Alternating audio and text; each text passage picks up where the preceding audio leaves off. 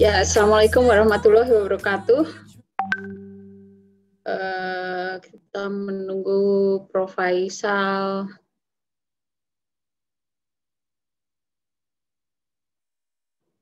Assalamualaikum warahmatullahi wabarakatuh. Prof. Faisal apa sudah bergabung ya?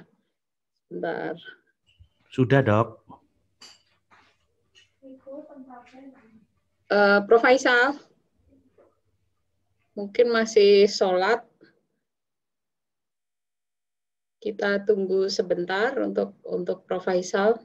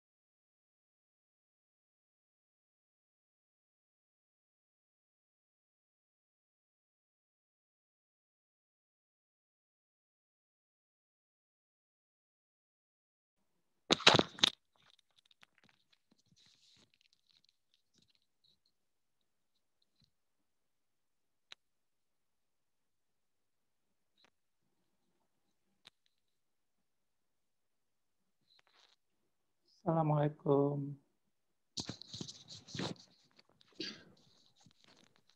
Apakah bisa dimulai, Prof? Oh, bisa. Bisa dengar suaranya? Bisa didengar? Ya, apa bisa didengar, Prof? Udah. Hai, Prof. Ya, saya share screen dulu. Ya, Prof.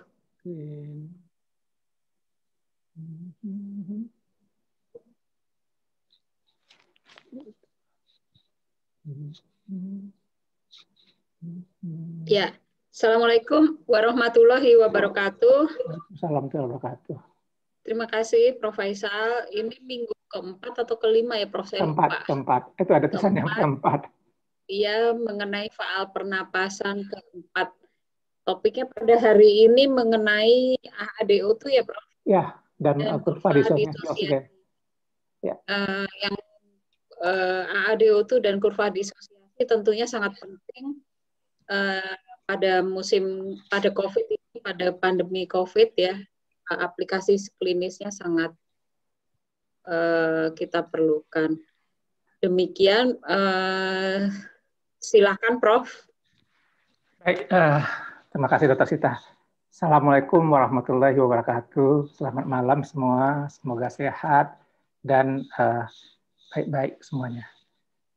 Pertama-tama saya mengucapkan terima kasih kepada Dr. Faiza Hatim, Dr. Jaswin Dilon, Dr. Muhammad Bimo Adi Wicaksono atas peminjaman dan izinnya untuk memakai slide-nya untuk dipakai pada kuliah malam ini. Ada dua topik, yaitu kurva disosiasi oksigen dan perhitungan AADO2. Terima kasih sekali lagi buat ketiga orang tadi. Semua mudah-mudahan bermanfaat dan menjadi amal buat mereka. Amin. Baik, ini kuliah pernapasan yang keempat. Kita mulai dengan kurva disosiasi oksigen. Oke, disosiasi oksigen. Nah, jadi oksigen dalam darah itu mempunyai daya larut oksigen dalam darah itu lebih kecil, rendah sekali ya. Bayangkan hanya 3% oksigen yang ada dalam tubuh kita itu terlarut di dalam plasma. Selebihnya, yaitu sekitar 97%, dia berikatan dengan Hb. Jadi yang paling banyak itu dia berikatan dengan Hb, yaitu sekitar 97%. Jadi hanya sedikit saja yang terlarut di dalam air.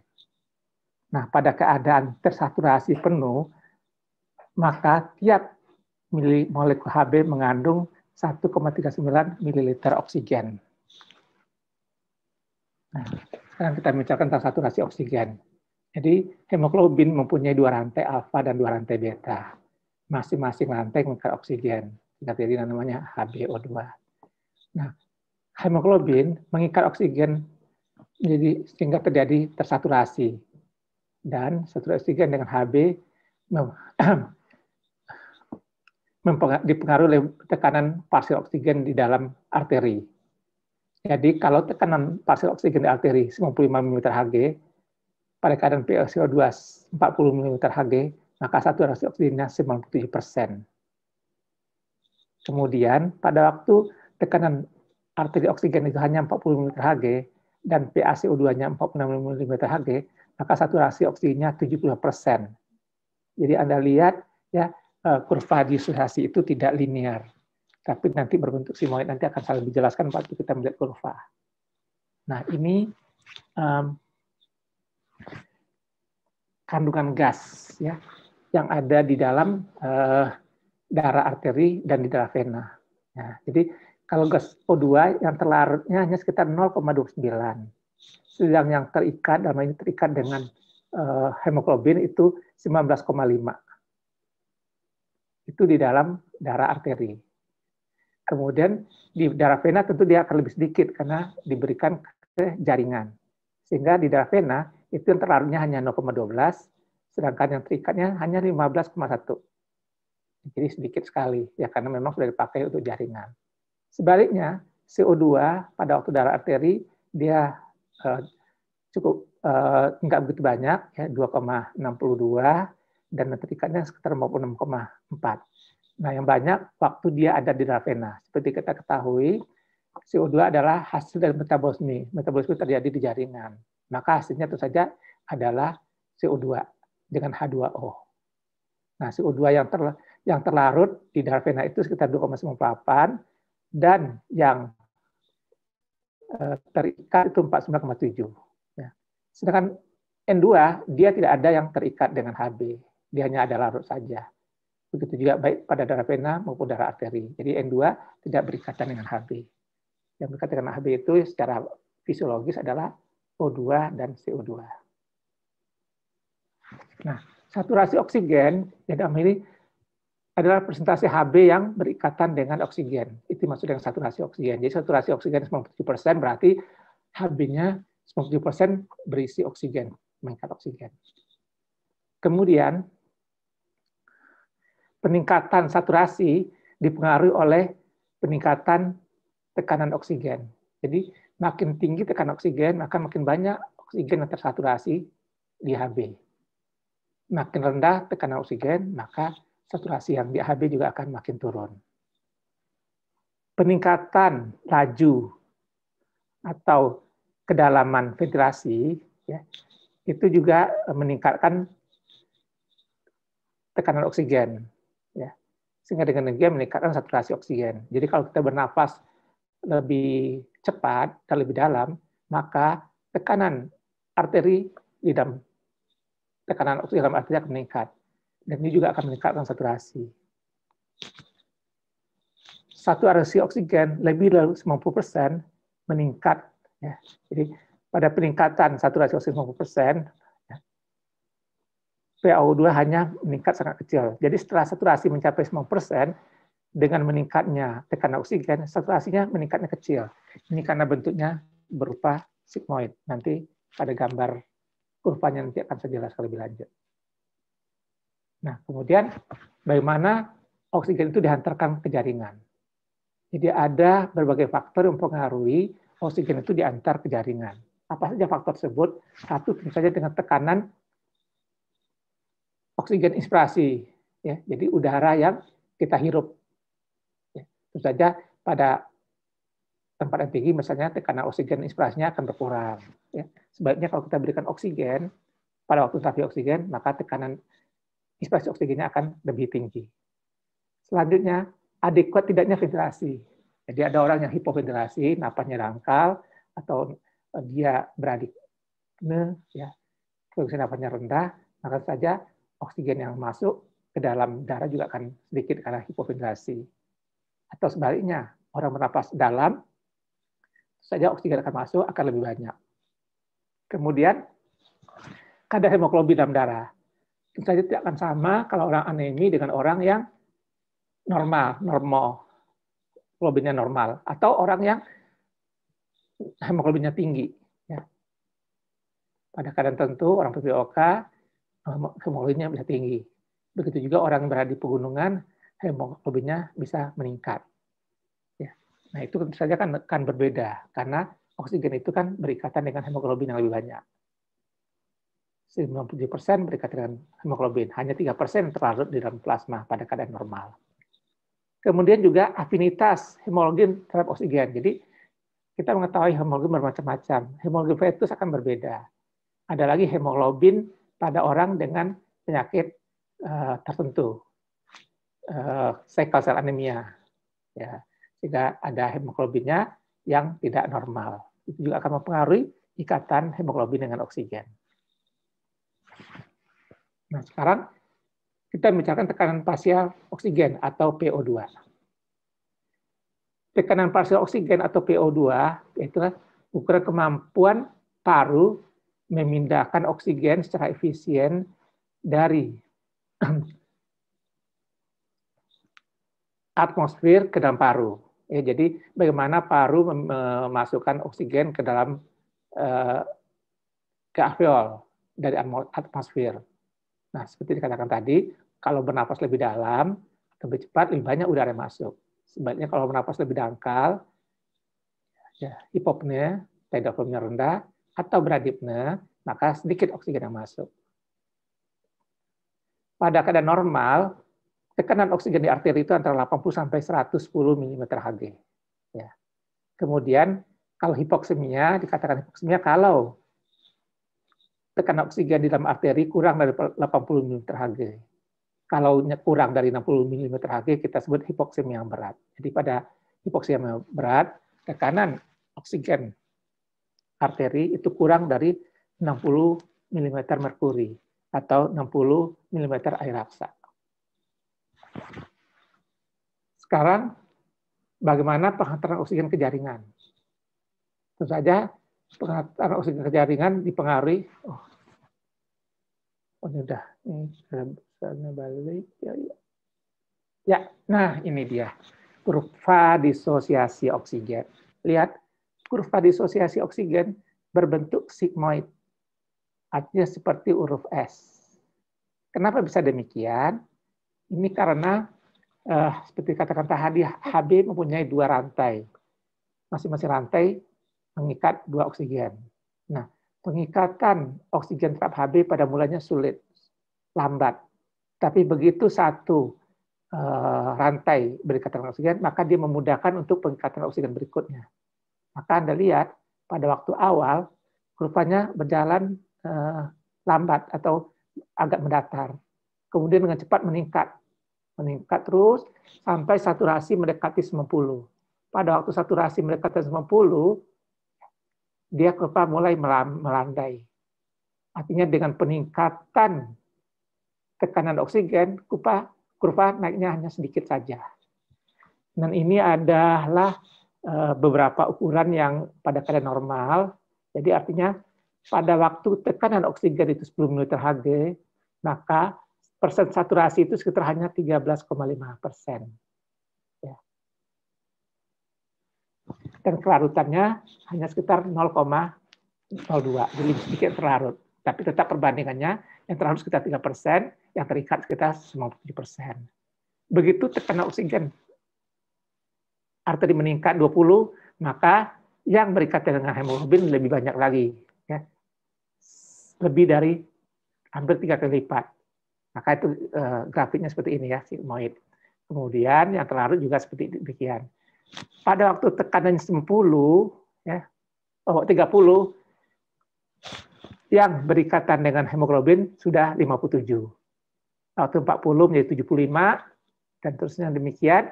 Nah, Anda lihat, pada waktu 90 sudah 96,5%. Dan dengan naik 10, dia hanya naik 0,5. Bayangkan yang di bawah.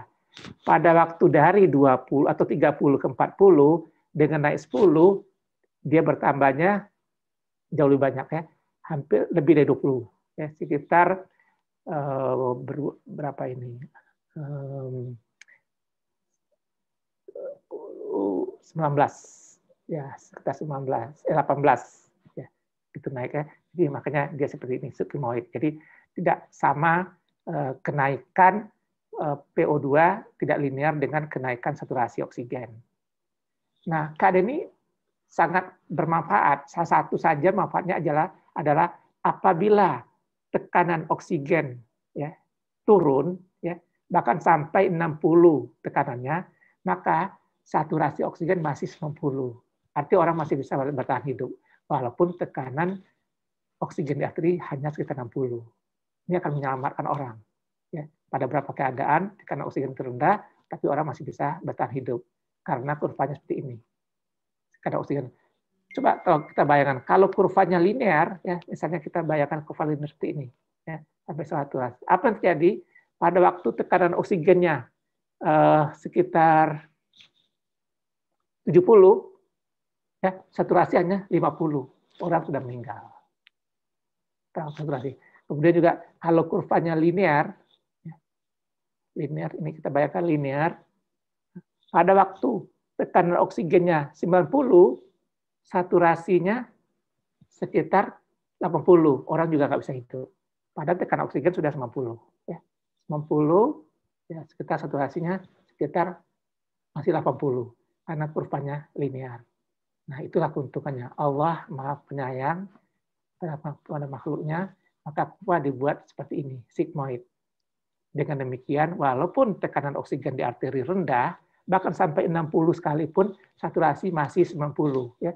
Tekanan oksigen di arteri 60, saturasi masih 90. Coba Anda bayangkan, kalau dia linear, Kalau dia linear seperti ini, linear garisnya lari seperti ini. Nah, pada waktu tekanan oksigen 90 pun, ya kita nggak bisa hidup karena saturasinya 40, menggap-menggap. Ya, seperti orang kena COVID kan, saturasi 80 menggap-menggap. Kecuali kalau dia kena happy hipoksia. Oke, kita lanjutkan. Maka kurva dissosiasi oksigen ini adalah kurva yang relatif mendatar pada waktu PO2-nya di atas 70 mm Hg. Pada waktu PO2 di atas 50, pada waktu PO2-nya 70 mm Hg, maka saturasinya sudah 94,1%. Kemudian peningkatan PO2 di atas 100 mm Hg hanya meningkatkan sedikit saja saturasinya. Jadi kalau sudah di atas 100 mm Hg, tekanan oksigen arteri, saturasinya meningkatnya sedikit sekali. Sekitar hanya 0,2 ml per 100 ml darah. Jadi sedikit sekali. Kemudian saturasi oksigen menurun jika PO2 turun di bawah 60 ml Hg. Jadi angka 60 ini angka yang perlu diperhatikan. Karena 60 ke bawah saturasinya langsung drop. Di bawah 60 dengan cepat saturasi akan turun. Ya, karena ini curam sekali. Maka hati-hati dengan angka 60 dipakai sebagai patokan untuk melihat hipoksemia berat dan sebagainya. Ya. Karena di bawah 60 saturasi langsung turun dengan cepat karena kurvanya curam. Nah, kemudian kita melihat lagi afinitas Hb terhadap oksigen. Ini yang pengaruh juga. Tadi yang pengaruhi saturasi oksigen satu, tekanan arteri, oksigen arteri tadi kita lihat. Makin tinggi tekanannya, makin tersaturasi. Tetapi dia tidak linear. Di atas 70 mm Hg, maka dia akan berjalan lebih lambat atau saturasi meningkat lebih sedikit. Kemudian yang mempengaruhi afinitas Hb terhadap oksigen juga antara lain pH, suhu, tekanan CO2 dan 2,3 di fosfogliserat. Nanti kita akan jelaskan satu persatu. Ini kembali kurva disosiasi oksigen. Nah, satu hal lagi, kurva disosiasi ini bisa bergeser. Bisa bergeser ke kanan, bisa bergeser ke kiri. Tergantung dari 4 faktor yang tadi. pH, suhu, kadar tekanan CO2 di arteri, kemudian kadar 2,3 di fosfogliserat.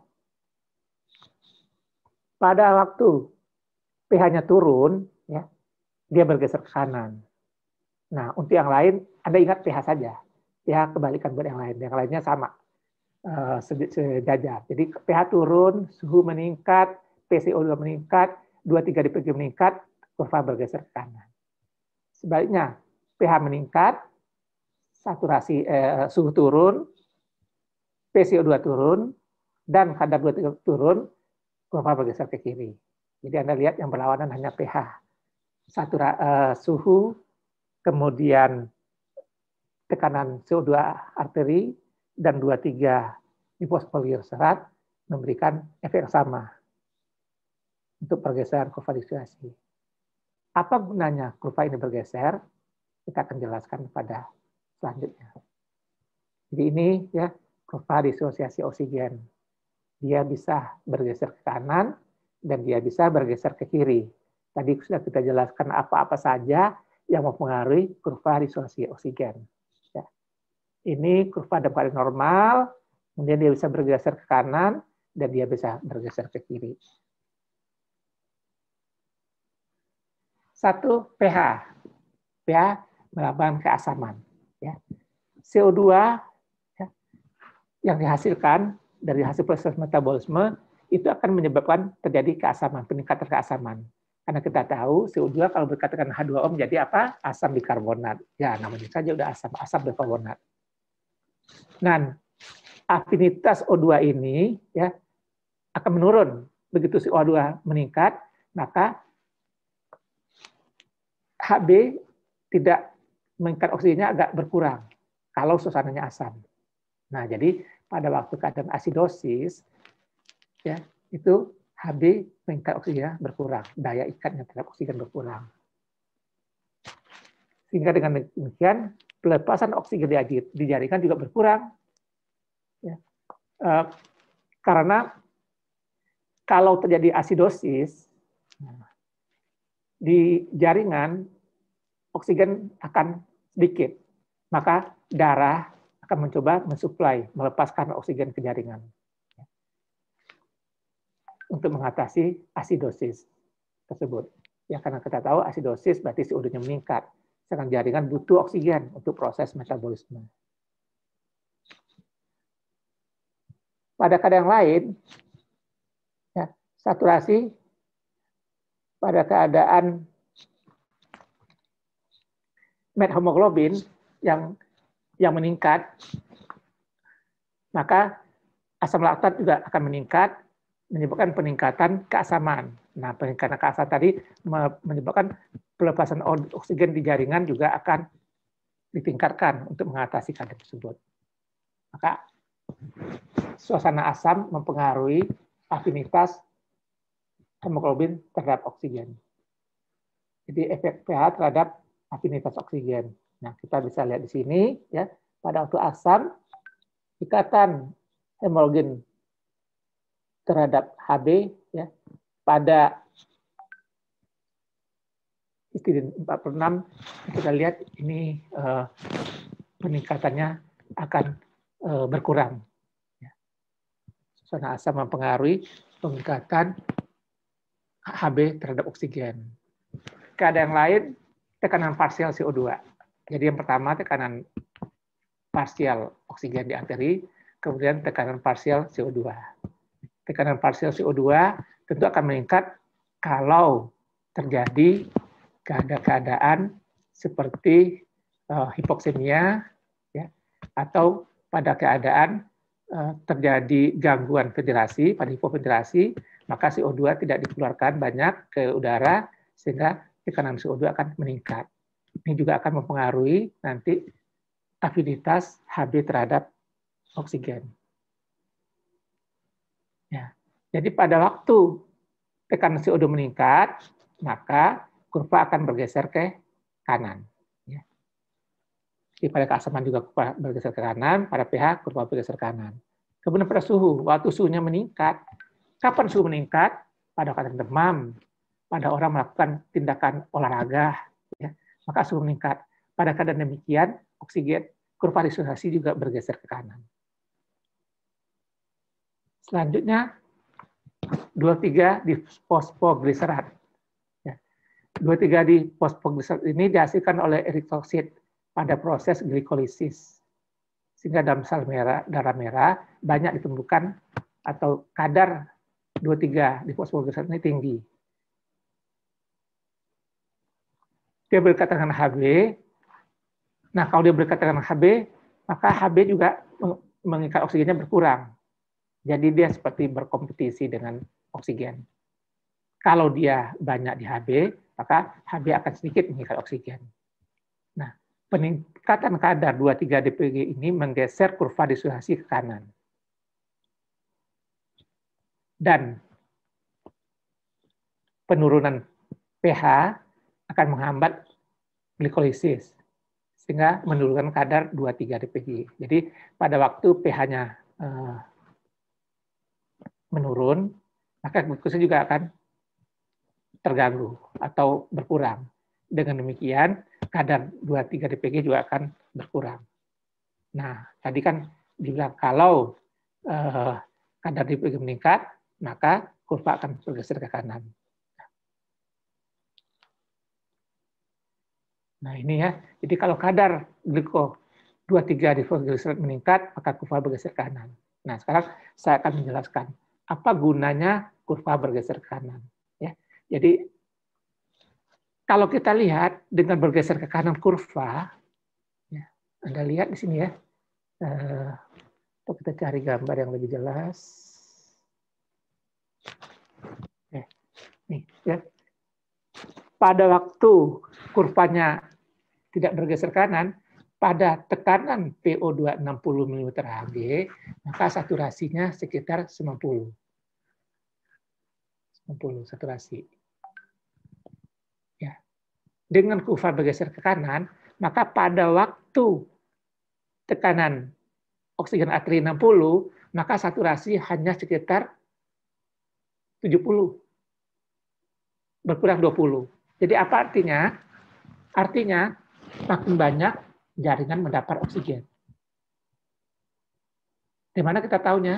Nah, pada waktu normal, tekanan arteri 60, saturasi 90.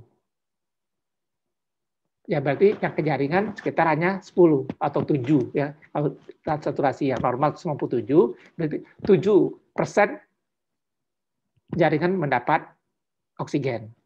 Tapi waktu dia bergeser ke kanan, maka pada waktu tekanan oksigen di arteri 60, maka saturasi menjadi 80. Menjadi 70 ya.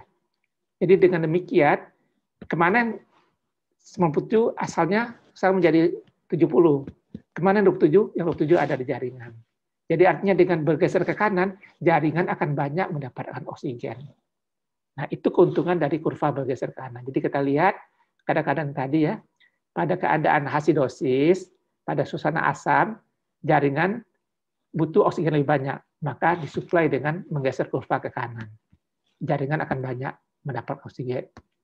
Dengan untuk membantu jaringan. Sebab jaringan kalau tidak banyak oksigen, kalau suasananya asam, terjadi nanti asidosis, kematian jaringan. Maka disuplailah oksigen banyak ke jaringan untuk mengatasi keadaan demikian. Begitu juga pada waktu tekanan CO2 meningkat, CO2 tadi asam, kurva bergeser ke kanan, sehingga jaringan dikasih oksigen lebih banyak untuk mengatasi keadaan demikian, supaya tidak terjadi keadaan keasaman di jaringan. Pada keadaan asam jaringan, itu memudahkan jaringan menjadi rusak.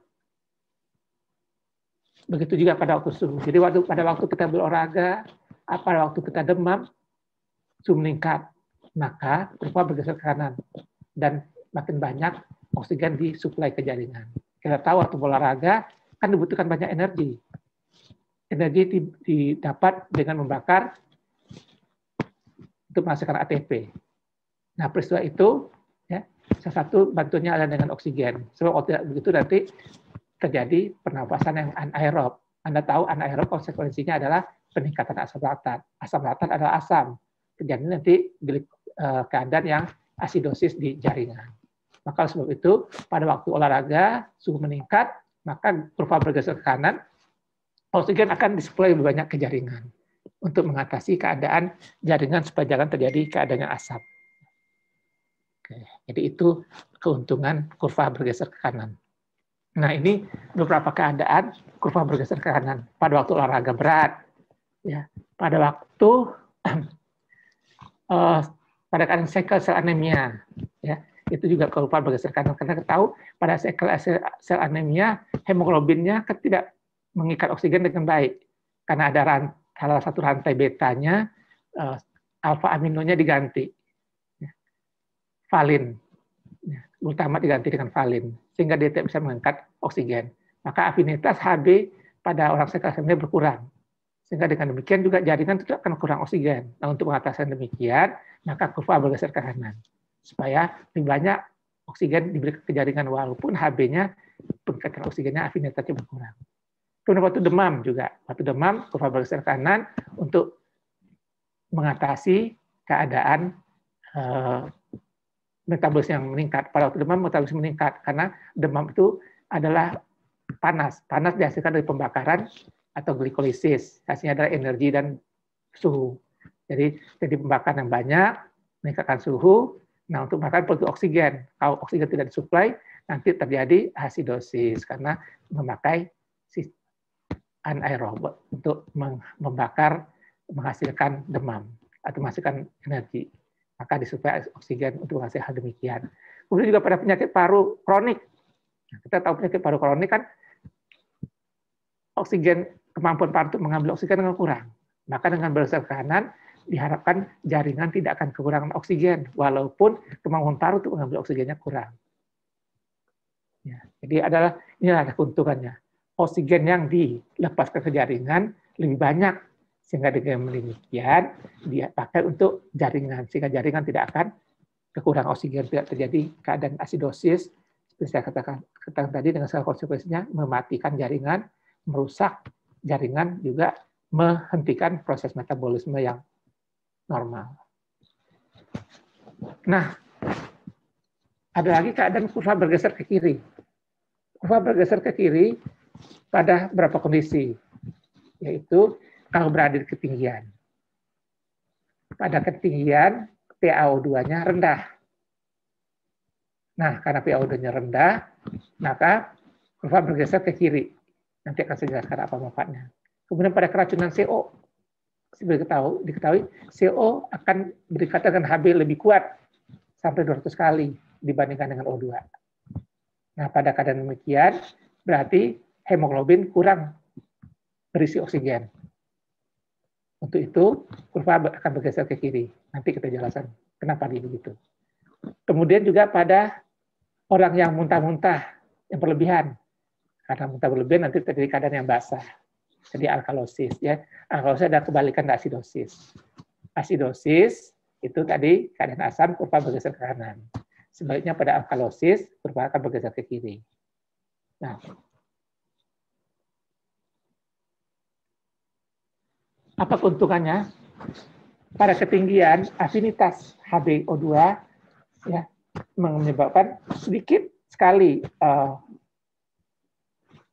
oksigen dilepas ke jaringan. Kenapa demikian? Itu adalah menjaga agar organ-organ vital tetap mendapatkan oksigen. Jadi kita lihat kurva bergeser ke kiri ya.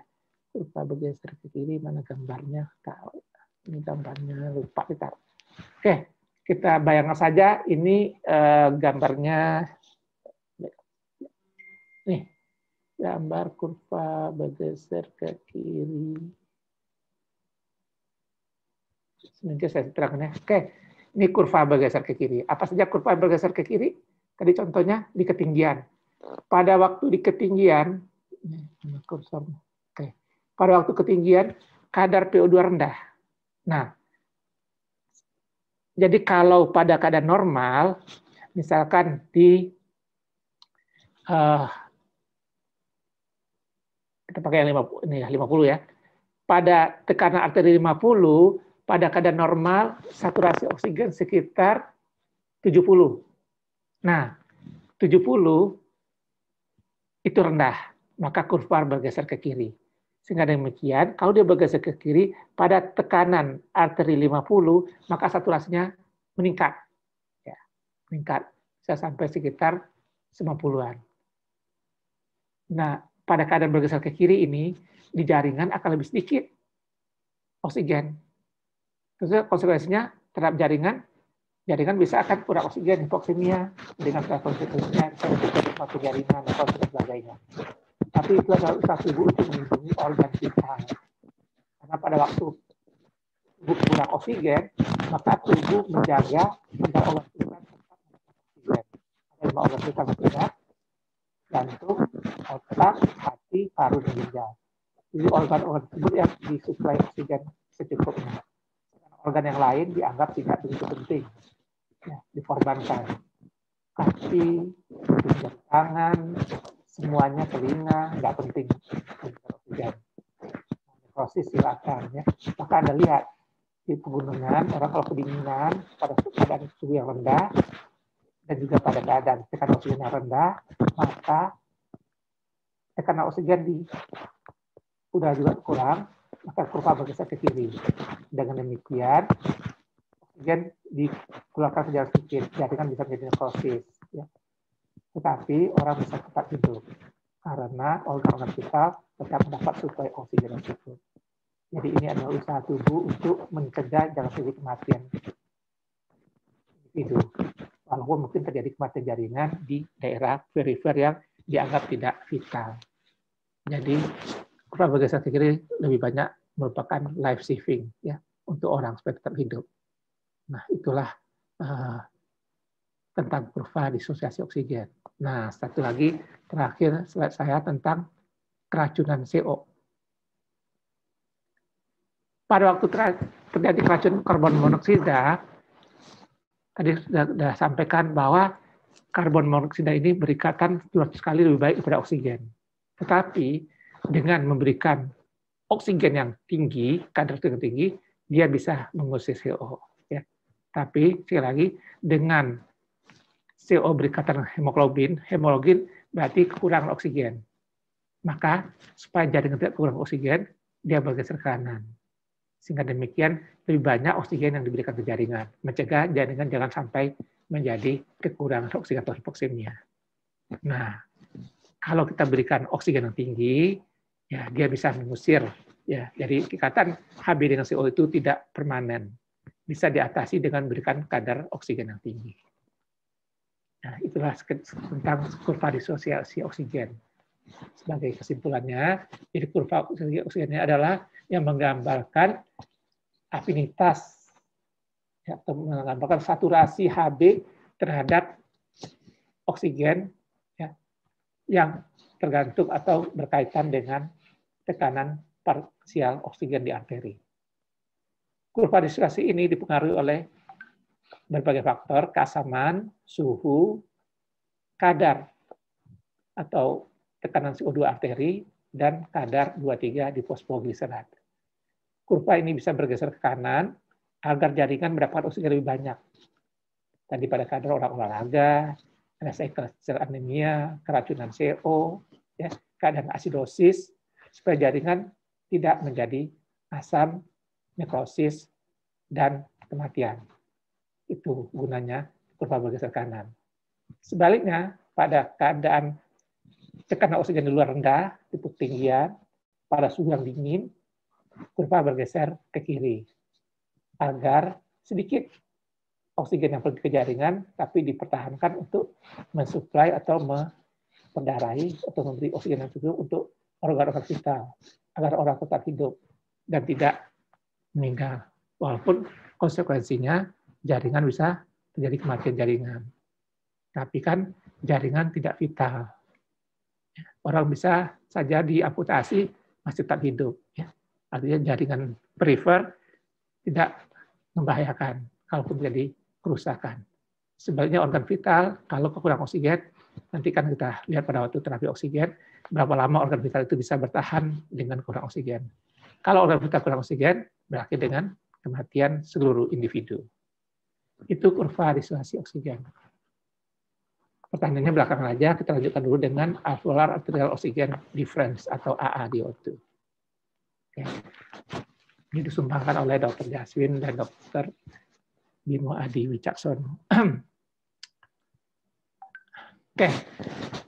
Jadi AADO2 adalah perbedaan sesuai dengan namanya tekanan parsial oksigen di alveolar dan di arteri.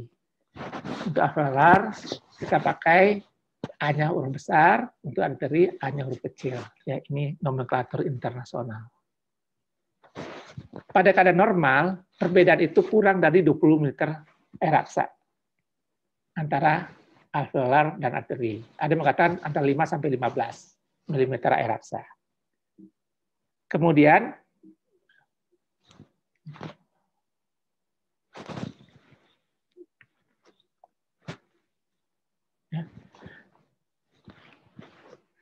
perbedaan ini makin besar dengan meningkatnya usia. Daripada orang bertambah usia, makin tua, dia meningkat.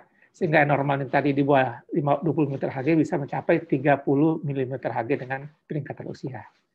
Dan juga perbedaan itu bisa meningkat pada keadaan hipoksemia. Nah, jadi kalau AADO2 meningkat, dilihat dulu. Kalau dia orang tua, ya mungkin karena orang tuanya. Tapi kalau dia orang muda, meningkat, mungkin ada sesuatu. Mungkin sudah terjadi hipoksemia. Nah, kita bicara dulu tentang difusi. Masih ingat, difusi adalah perpindahan gas, baik itu oksigen maupun CO2. Oksigen saja dari alveol ke dalam darah, sedangkan CO2 dari darah ke dalam alveol. Nah, proses ini melalui sawar gas. Ya, ada 6 lapis, masih ingat? Jaringan epitel alveolus, ruang interstisial, endotel kapiler, plasma, dan dinding eritrosit. Ya. Dan proses difusi berlangsung ya sampai terjadi keseimbangan antara oksigen yang ada di alveol dengan oksigen dalam darah, begitu juga CO2 dalam darah dengan CO2 yang ada di alveol. Dan peristiwa itu mengikuti hukum difusi, yaitu hukum Fick, ya, yang tergantung dari ketebalan, berbanding terbalik dengan ketebalan, berbanding lurus dengan luasnya permukaan untuk terjadinya difusi. Nah, ini difusi, ya. Jadi ada hukumnya, hukum Fick, Kemudian ini ada sawarnya, masih ingat tadi sudah saya bicarakan, dinding alveolus, ya. Kemudian jaringan interstisial, endotel kapiler, plasma, dan dinding eritrosit. Nah, waktu darah mengalir di kapiler, maka terjadi difusi. Oksigen mengalir dari alveol ke dalam darah, kemudian masuk ke dalam sel darah merah dan berkaitan dengan Hb. Sebaiknya CO2 yang ada di dalam sel darah merah dikeluarkan nanti pergi ke alveolus. Nah, tentu saja difusi ini kan terjadi secara pasif, membutuhkan waktu. Nah, pada keadaan normal seperti ini, kemudian ada juga pada keadaan tertentu dia lebih lambat, ya. Ini setengahnya, bahkan seperempatnya. Nah, kalau orang melakukan kegiatan olahraga, tentu saja darah yang mengalir di kapiler akan menjadi lebih cepat, sehingga kadang-kadang ya karena dibutuhkan oksigen lebih banyak. Maka dengan demikian akan banyak darah yang masuk ke dalam kapiler untuk menjalani proses difusi. Dengan demikian, maka tergantung dari ada tidak kaitan difusi. Kalau tidak ada kaitan difusi, maka secara normal lebih banyak darah yang tersaturasi oksigen pada waktu kita melakukan olahraga. Sebab dengan melakukan olahraga kan kita butuh tenaga. Tenaga didapat dengan memecah glikogen. Untuk itu diperlukan oksigen. Sampai oksigennya tidak bisa lagi didapat, baru terjadi proses anaerobik. Selama oksigennya ada, dipakai dulu proses aerobik. Nah, tergantung untuk bisa meningkatkan oksigen, ya, untuk membakar tadi glikogen, maka darah mengalir lebih banyak ke dalam arteri kapiler di paru untuk meningkatkan proses pengikatan oksigen oleh darah. Paru juga berusaha untuk masukkan oksigen lebih banyak dengan kita bernapas lebih cepat dan lebih dalam. Ya, pada waktu kita berlari, kita melakukan latihan, ya makin berat latihannya, kita bernapas lebih cepat, lebih dalam, sehingga lebih banyak oksigen masuk, dan darah juga berjalan lebih cepat, supaya proses difusinya akan lebih banyak terjadi. Nah, sekarang kita bicarakan tentang tekanan parsial gas. Jadi kalau ada gas di dalam satu tabung, maka tekanannya semuanya ada tekanan penjumlahan masing-masing tekanan gas yang ada dalam tabung tersebut.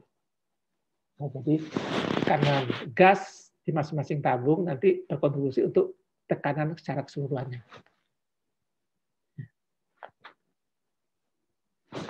Ya, jadi kalau ada 3 macam gas, maka berapa tekanan gas A ditambah tekanan gas B dan tekanan gas C, itulah tekanan gas secara keseluruhan. Nah, tekanan gas keseluruhan itu adalah penjumlahan dari semua komponen gas yang ada di dalam ruangan. Begitu juga di bumi ini. Di bumi tekanan barometer adalah 760 mm air raksa atau mm merkuri. Itu adalah kontribusi dari berbagai gas yang ada di bumi. Nanti kita akan lihat siapa yang paling berkontribusi, ini dia. Ya. Jadi tergantung dari persentasenya, ya, itu kontribusinya. Jadi yang paling banyak gas yang ada di dunia ini adalah nitrogen sebanyak 78%, oksigen sebanyak 20,95%, atau kadang-kadang disebut sekitar 21%. Sisanya adalah semua gas yang ada lain di dunia. Ya. Argon hanya sekitar 0,93%, oksigen ada sekali 0,03% saja yang ada di udara luar. Jadi karbon dioksida itu sedikit sekali, ya CO2. Jadi oksigen nomor 2 sesudah nitrogen. Ini adalah persentase gas yang ada di dalam bumi ini, di dunia, dimanapun berada. Nah, kalau kita lihat tekanan parsial gas yang tadi, ya, jadi tekanan yang ada di dalam ini tekanan barometer, ya sekitar 760 mm Hg. Nah, kalau kita lihat tekanan alveol, ya tekanan oksigen di alveol itu sekitar 100 mm Hg. Dan ini kalau tidak ada perbedaan antara alveol dengan arteri, maka di arteri juga akan 100. Ini kan tergantung dari AaDO2 kan. Kalau bedanya 10, maka kalau di sini 100, di sini akan 90. Kalau bedanya 5, 100, di sini akan 5.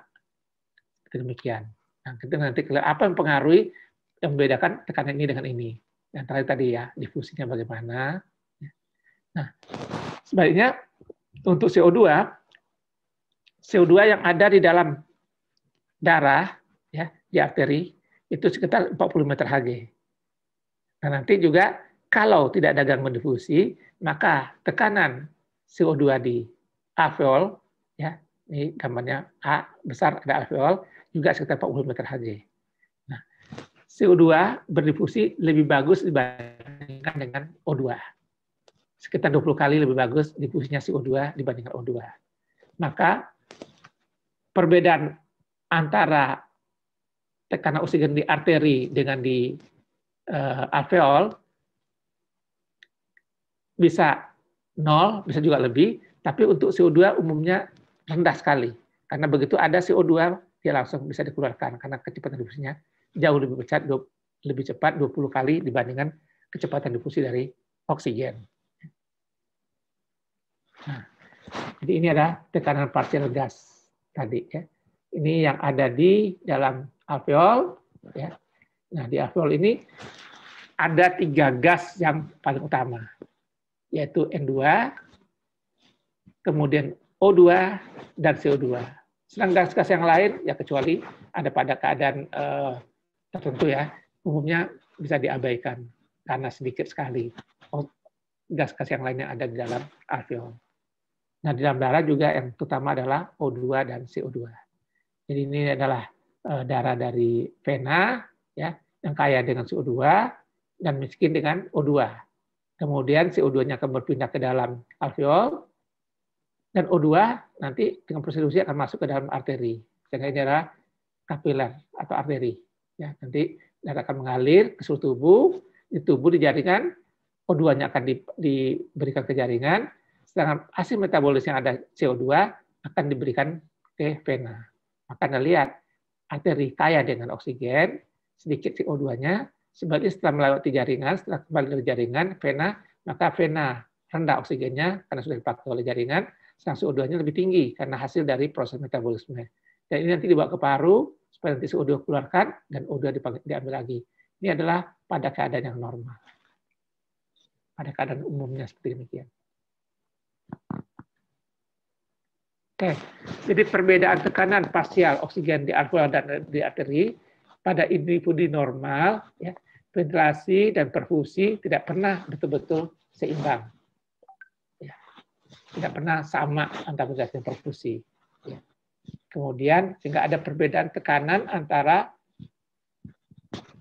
oksigen di alveol dan oksigen di arteri yang kita sebut sebagai AaDO2. Ya. Maka AaDO2-nya tidak 0, tergantung dari keseimbangan tadi ventilasi dan perfusinya. Kalau bagus sekali ya bedanya 0, tapi tidak ya, karena tadi dikatakan AaDO2 itu sekitar 5 mmHg. Yang paling tinggi pada orang normal 20 mmHg. Yang berbeda antara satu orang dengan orang lain. Tetap ada perbedaannya, sekitar 5 mmHg antara alveol dengan arteri. Ya, tidak ada yang AaDO2-nya 0 sama sekali. Yang paling rendah itu sekitar 5 mmHg. Kemudian, pengukuran AaDO2 berguna untuk mengetahui mekanisme yang menyebabkan terjadinya hipoksemia. Nanti akan kita bicarakan lebih rinci sudah ini.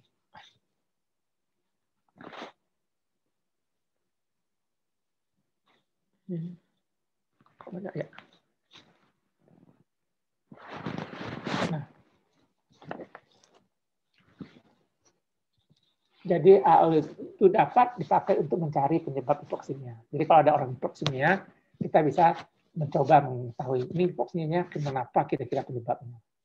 Nah, penyebabnya dapat dibagi menjadi 5 mekanisme. Ya. Yang berguna untuk menentukannya dapat dilihat dari nanti kita untuk tahunya nih yang mana penyebabnya, kita melihat nilai AaDO2, nilai tekanan arteri karbon dioksida, dan juga pemberian oksigen ya tambahan. Bagaimana hasilnya? Dengan kombinasi ketiga ini nanti kita bisa menentukan hipoksemianya karena ini dan karena itu. Ada 5 mekanisme terjadinya hipoksemia. Yang pertama, penurunan tekanan oksigen di atmosfer, di inspirasi. apapun keadaannya. Apakah naik ke tempat yang tinggi, apakah kebetulan ada di ruangan kadar oksigennya lebih rendah, atau apapun penyebabnya. Ya, oksigen inspirasinya berkurang. Itu bisa menyebabkan juga oksigen dalam darah tentu saja akan berkurang. Kedua, hipoventilasi alveolar. Apapun penyebabnya. Apakah karena ada sumbatan, ada obstruksi, misalnya pada penyakit-penyakit tertentu, pada asma, PPOK, hipoksemia, hipoventilasi alveolar, atau orangnya bernafas dangkal, apapun penyebabnya, ada kadang racunan, atau karena kelelahan dan sebagainya, itu bisa menyebabkan hipoksemia. Karena oksigen yang masuk ke dalam paru berkurang, maka oksigen yang masuk ke dalam darah juga, yang dalam darah juga berkurang. Ketiga, pirau atau santing. Ini kita sudah bicarakan pada waktu kuliah pernapasan pertama. Yang keempat, ketidakseimbangan ventilasi dan perfusi. Ini juga sudah kita bicarakan pada kuliah yang pertama. Yang kelima, gangguan difusi. Ini juga sudah kita bicarakan pada kuliah yang pertama. Jadi 3 hal, gangguan difusi, ketidakseimbangan ventilasi perfusi, pirau sudah kita bicarakan. Hipoventilasi juga sudah, apa itu hipoventilasi.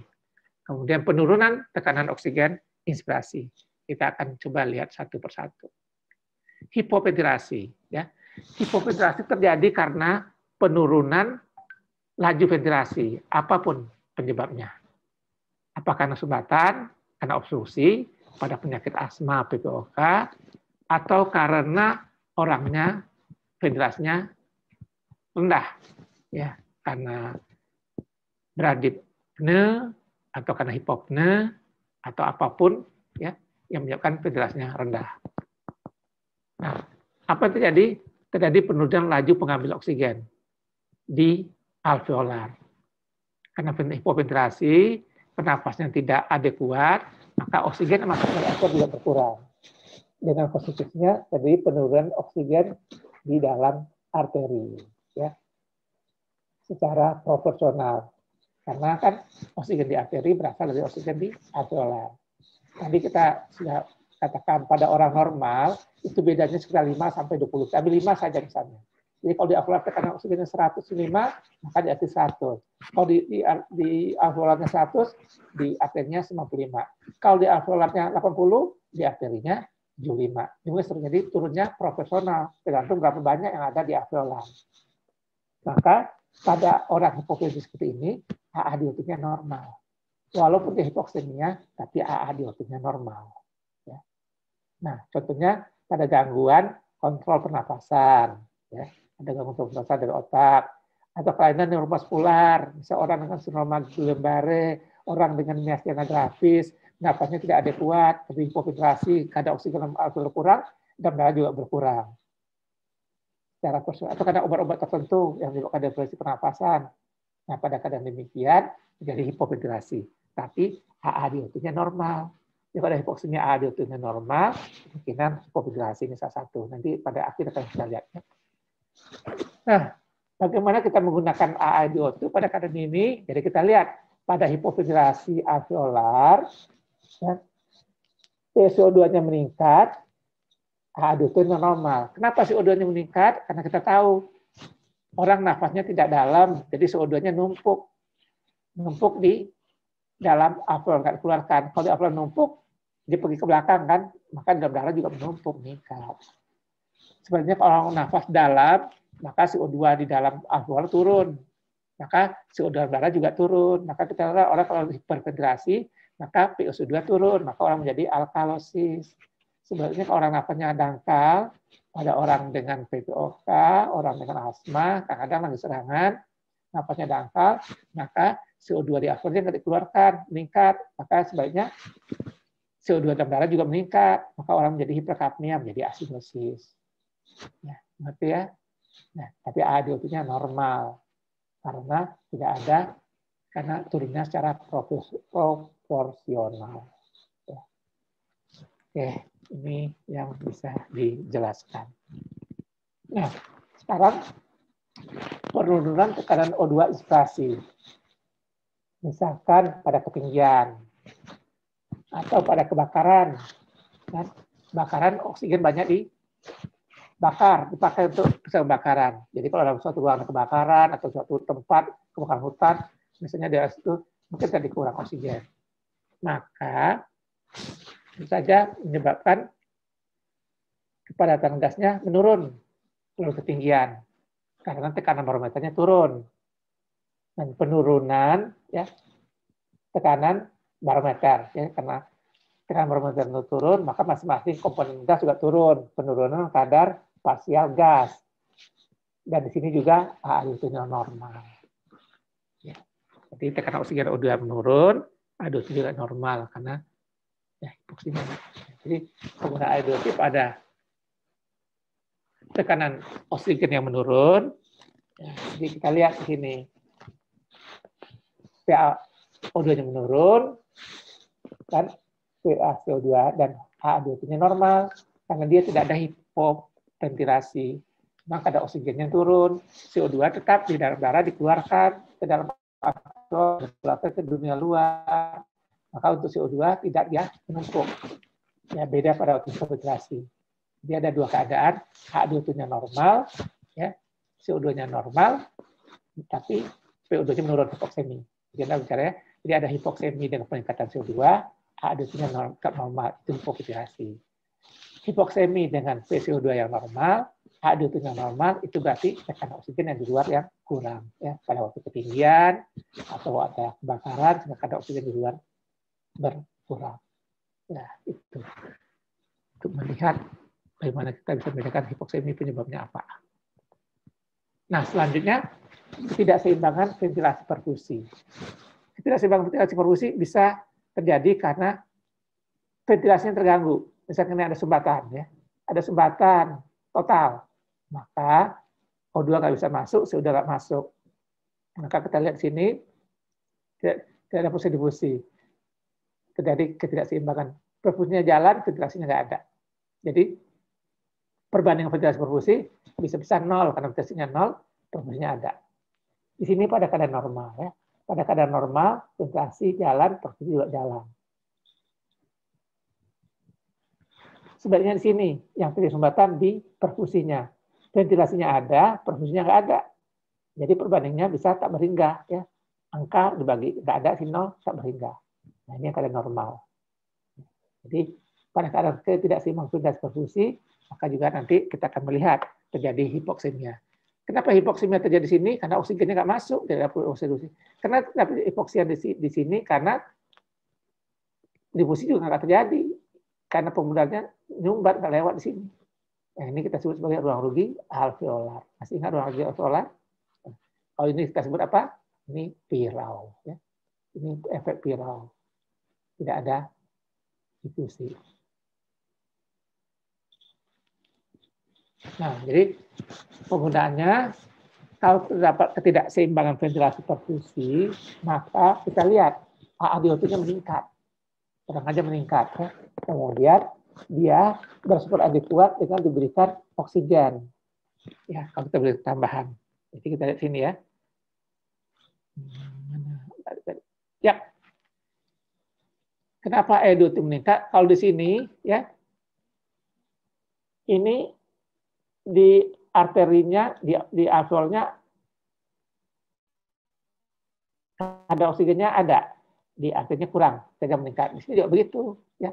Kadar oksigen di dalam darah akan berkurang karena nggak mendapat oksigen. Nah, di alveol yang lain ini salah satu yang tersumbat karena alveol lain dia tinggi, maka meningkat HA2 itu di perbedaannya lebih tinggi. Nah, kalau kita berikan, kalau dia terjadi karena ketidakseimbangan, ya bukan karena pirau ya, maka kalau diberikan oksigen, dia akan bisa naik. HA2-nya bisa berkurang. Ya. Jadi dia memberikan respon, ya hipoksemianya berespon dengan diberikan oksigen seperti ini ya. Jadi kalau terjadi ketidakseimbangan ditambahkan oksigennya, maka ada responnya. Terdapat nanti peningkatan oksigen.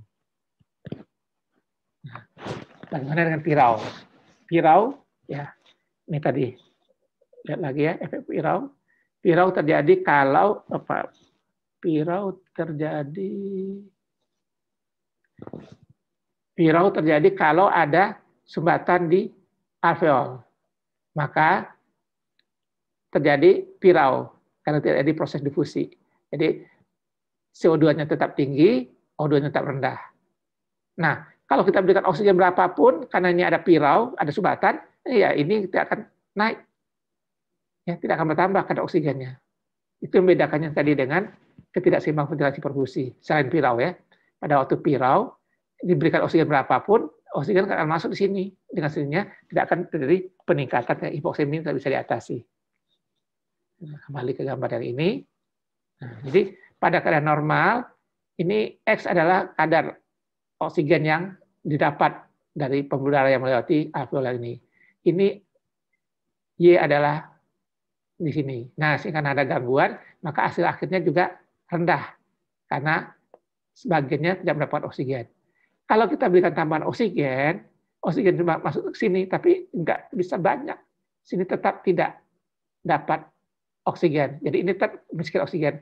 Maka dengan diberikan oksigen tambahan, kita lihat pada pirau hipoksemia tetap jadi karena masih ada darah yang mengalir ke situ tetap tidak dapat oksigen. Yang dapat oksigen ini tambahan, tapi tidak bisa mengatasi karena tetap dikurang oksigen, tidak bisa mengatasi oksigen di sini. Nah itu yang terjadi pada pirau. Jadi pada pirau konsekuensinya diberikan oksigen berapapun, ya dia tetap tidak bisa meningkatkan atau mengatasi hipoksemia yang terjadi. Beda dengan ketidakseimbangan ventilasi perfusi. Pada ketidakseimbangan ventilasi perfusi dengan ditambahkan oksigen, karena difusinya tetap terjadi, karena dia yang ada hanya tidak seimbang, maka dengan demikian oksigennya masuk, maka dia bisa mengatasi hipoksemia yang terjadi. Jadi itu yang membedakan antara pirau dengan ketidakseimbangan ventilasi perfusi.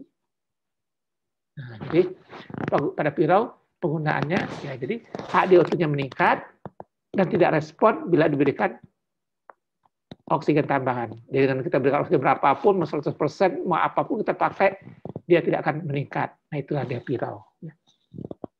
Kemudian, jadi pada pirau itulah gunanya. Jadi ini contohnya, ini gambarnya lebih ini ya.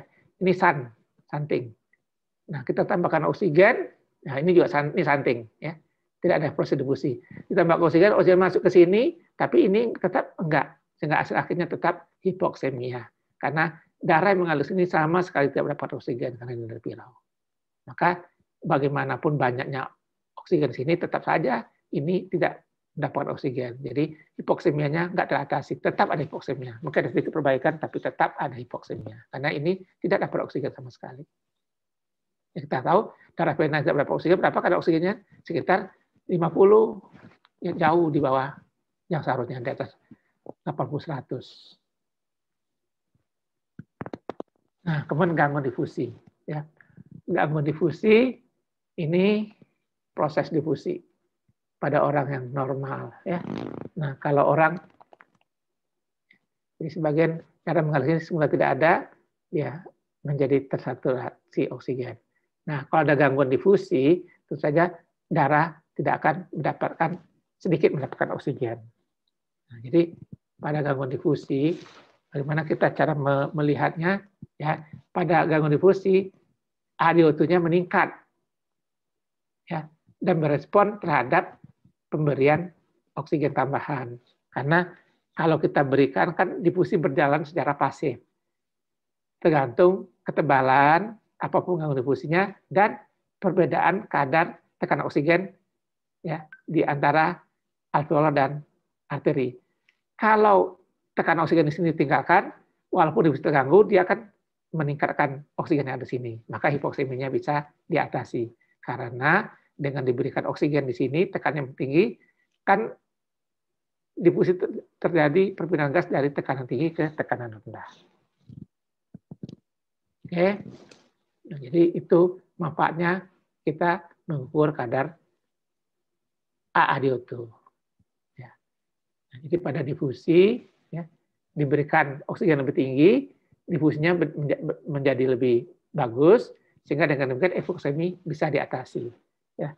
Berbeda dengan pirau. Pirau berapapun kita berikan oksigen tambahan, tidak bisa mengatasi hipoksemi. Jadi sama-sama meningkat, pada pirau dia tidak akan berubah, diberi tambahan oksigen, tapi pada difusi terjadi peningkatan. Nah, jadi HDO2 dan hipoksemia. Bagaimana kita bisa menghitungnya atau kita bisa melihat? Pertama kita hitung dulu berapa oksigen yang diberikan. Ya. Ini itu udara, kalau udara biasa atau udara dengan suplementasi kita bisa hitung nanti berapa FiO2-nya. Kemudian kita melakukan analisis gas darah untuk melihat kadar PCO2 dan PaO2, kadar tekanan oksigen arteri dan tekanan CO2 arteri. Kemudian kita hitung dengan persamaan. Ini nanti ada persamaannya. Nanti lebih jelas pada slide berikut. Kemudian kita bisa mendapatkan AaDO2. Nah, ini cara menghitungnya ya. Jadi bagaimana cara kita menggunakan AaDO2 ini? Itu kita melakukan analisis dari hipoksemia yang terjadi, itu dengan menilai AaDO2. Ya, kita menghitung AaDO2 dengan memakai persamaan gas alveolar. Persamaan alveolasnya nanti dihitung berapa AaDO2-nya dengan mengetahui PaO2 berapa, kemudian berapa PaO2 arteri. Ya. Kemudian penghitungannya. Jadi AaDO2 ulang lagi ada perbedaan tekanan oksigen di alveolar dengan tekanan oksigen di arteri. Ini persamaannya. Ya. Tekanan oksigen di alveolar dihitung yaitu dengan kadar oksigen yang masuk dikalikan dengan barometer dikurang tekanan uap air.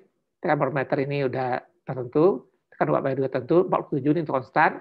Kemudian dikurang tekanan oksigen CO2 dalam arteri per koefisien pernafasan. Itu angkanya 0,8. Konstanta koefisien pernafasan besarnya 0,8. Jadi kalau kita ganti ya, tekanan barometer ya. Nah, yang tadi ya. Tekanan barometer ada 760 di permukaan laut ya, Jakarta misalnya. Tekanan oksigen arteri tetap 47. Jadi nanti 760 kali 47. Kadar oksigen di dalam darah tadi berapa? 20,9 pada kadar normal ya, tanpa suplementasi oksigen. Jadi mungkin bersama ini kita bisa hitung. FiO2 adalah kadar oksigen yang kita hirup. Pada kadar normal, tidak ada tambahan oksigen, kita menghirupnya 20,9% karena tadi udara ada 20,9% oksigen. Kemudian dikalikan dengan tekanan barometer dikurang tekanan uap air. Kalau waktu 47 bukan 40 ya 47. Kemudian nanti kita kurangi CO2 kali 0,8. RR ada koefisien pernapasan, koefisien ventilasi 0,8. Nah, PSO2 bisa dicari dari analisis gas darah. Dengan demikian kita bisa mendapatkan ya, 150 ini kali ini dapat 150 dikurang PSO2 kali 0,8 dibagi 0,8 ya sama dengan PSO2 ya 150 kali PSO2 dibagi 0,8 sama dengan mengalihkan 1,25. Jadi dengan demikian AaDO2 adalah PaO2 dikurang PaO2. PO2-nya bisa dihitung ya. Berapa PO2 ini tergantung berapa CO2-nya. Jadi ini perkalian ini 150 kurang PSO2 kali 1,25. Kalau biasanya 40, jadi 40 kali 1,25 sama dengan 50. Jadi AaDO2-nya 100. Ya. Kalau PaCO2-nya 40. Kalau PaCO2-nya 60 kali 1,25, 60 kali tambah 75. Jadi AaDO 50 kali 75. Jadi PaO2-nya 75. Nah, dengan PaO2 75 kita bisa menghitung ini berapa. Ya. PaO2 bisa dicari dari analisis gas darah. Ini pasti rendah karena hipoksemi kan. Jadi kita lihat berapa bedanya. Ya, itu cara menghitung AaDO2. Oke. Nah, ini hasil AaDO2. Kalau dia normal, kurang dari 20 ml Hg. Kalau pada keadaan tidak imbang ventilasi perfusi, maka nilainya antara 20 sampai 40 ml Hg. Jadi kalau dia meningkat sampai 40 ml Hg, kemungkinan terjadi karena ketidakimbangan ventilasi perfusi. Kalau karena pirau, dia nilainya tinggi, 40 sampai 60 ml Hg. Pada gangguan difusi lebih tinggi lagi, di atas 60 ml Hg bedanya AaDO2. Nah, ini penggunaan AaDO2 kita lihat hasilnya ya tadi ya. Hasil ini yang kita lihat dari analisis gas darah dan perhitungan. Nah, ini kemungkinan penyebab. Jadi kalau tekanan CO2 dan AaDO2-nya ya menurut tidak normal ya. Jadi CO2 dan AaDO2 ya normal, nah, maka ini jadi karena penurunan tekanan partikel oksigen yang ada di inspirasi. Jadi PSO2-nya normal, AaDO2-nya normal, dia hipoksemi. Maka ini karena tekanan oksigen inspirasi yang berkurang. PSO2-nya meningkat, AaDO2-nya normal, ini karena hipoventilasi alveolar. Ya. PaCO2-nya normal, ya, atau rendah, dan AADO2-nya meningkat, ini ketidakseimbangan ventilasi perfusi. Ya. Bisa karena gangguan difusi atau pirau. Kemudian kalau PaCO2 itu CO2 dan AO2-nya sama-sama ya meningkat, nah ini terjadi karena hipoventilasi ya yang disebabkan oleh ya, gangguan difusi atau pirau. Ini lebih bagus, ini ada algoritmanya. Nah, pertama kita lihat PaCO2-nya menurun, hipoksemia kan. Nah, kemudian kita hitung AADO2-nya. Kalau AADO2-nya normal, ada dua kemungkinan. Ya. Ini kan karena hipoventilasi atau normal karena tekanan oksigen yang di dalam darah kurang. Nah, kemudian kalau dia meningkat, maka dilihat diberikan tambahan oksigen, ini ya, diberikan tambah oksigen. Ya. Kemudian kalau dia meningkat, nah jadi ini ada gangguan difusi. Kalau dia tidak meningkat, pirau. Seperti itu ya, lebih mudah. Ini algoritmanya mungkin lebih mudah pakai. Jadi sebagai kesimpulan, ya, hipoksemia keadaan tubuh yang kadar tekanan oksigen arterinya lebih rendah dari normal, ya, di bawah 80 ml/Hg. Kalau di bawah 60, hipoksemia berat. Kemudian berbagai kondisi bisa menyebabkan hipoksemia, mulai dari gangguan ventilasi, kemudian penurunan tekanan oksigen di luar, ya, yang dihirup, kemudian karena terdapat keseimbangan ventilasi perfusi, atau karena pirau dan karena gangguan difusi. Nah, kemudian ADO2 ini adalah perbedaan tekanan oksigen di alveolar dan di arteri. Ya. Nilai ADO2 ini pada orang normal di bawah 20 ml/Hg, bisa meningkat dengan bertambah usia maksimal sampai 30 ml/Hg. Ya. Kemudian pada hipoksemia nilai ADO2 juga bisa meningkat dengan melihat 3 hal ya, ADO2, PaCO2, dan bagaimana respon terhadap oksigen, kita bisa menentukan apa penyebab hipoksemia. Nah, terakhir, nilai ADO2 dihitung dengan menghitung PaO2 dengan persamaan tadi ya.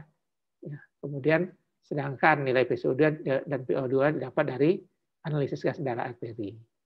Nah, untuk itu kita bisa menentukan nanti bagaimana nilai ADO2 dan apa penyebab dari hipoksemia tersebut. Saya kira itu bisa sampaikan. Terima kasih atas perhatiannya. Assalamualaikum warahmatullahi wabarakatuh. Ya, terima kasih Prof. Faisal. Ada pertanyaan di sini, baru satu pertanyaan, Prof. Ya. Ada banyak pertanyaan. Assalamualaikum, selamat malam, Prof. Izin bertanya, apakah pada ketinggian tertentu atau kondisi hipobarik terjadi perubahan kadar oksigen di udara, apakah tetap 21%? Oh, kalau konsentrasi tetap 20,9%, tapi karena tekanan barometernya kurang, maka tekanan oksigen di udara juga berkurang. Pada di permukaan laut kan tekanan oksigen di udara itu kan 150. Nah, kalau dia turun barometernya kan perkalinya 20,9 kali tekanan barometer kurang 47 kan, maka tergantung berapa tekanan barometernya. Jadi 20,9% itu sama dimanapun di seluruh dunia sama.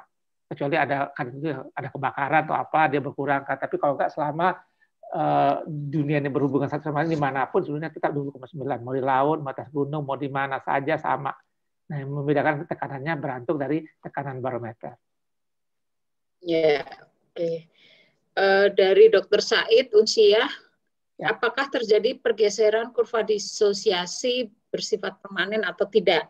Oh, tidak, tergantung. Kalau dia teratasi, dia balik lagi. Kan nggak selalu orang demam kan. Kalau demamnya udah turun, dia balik lagi ke normal. Begitu juga habis olahraga, orang berhenti, dia balik lagi. Begitu juga sudah kejadian asam, asidosis, pH, kalau udah diatasi, dia kembali lagi. Jadi dia fleksibel. Ya, pada suatu waktu dia bisa ke kanan, bisa ke kiri. Jadi kalau orang asma serangan, dia bisa ke kanan. Udah baik, kemudian orang naik gunung, dia bisa ke kiri. Jadi nggak permanen. Ya. Dia pada saat sama juga, misalnya orang serang asma lagi asidosis, ada berikan pengobatan, berikan broncholator, dia bergeser lagi ke tempat yang semula. Jadi dia hanya bergeser ke kanannya pada waktu hipoksemianya, yang asidosisnya. Begitu asamnya udah kita atasi, kita berikan, hilang asidosisnya, dia kembali lagi ke semula. Begitu juga orang demam ya, orang demam dia bergeser ke kanan, begitu demam kita atasi, dia balik lagi karena waktu demam kan dia butuh energi dapat dengan metabolisme pemecaan glikogen.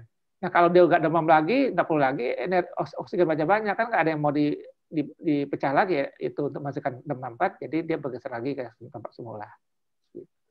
Ya, kemudian bagaimana gambaran kurva disosiasi ini pada COVID atau post-COVID, long COVID pasien ILD?